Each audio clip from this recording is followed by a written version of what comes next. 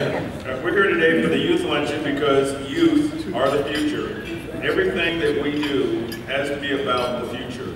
We've got to make sure that the young people of today realize that what they see us do, they're going to have to carry it forward. The here and the now is for everybody.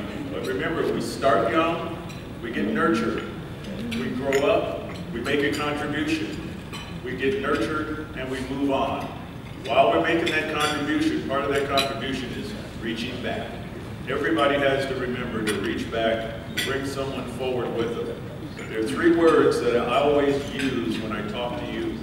Three words are very simple. Progress, demands, sacrifice. PDS. What that means for the young people is nothing in life is free, nothing in life is easy. Everything demands some sacrifice be made by somebody.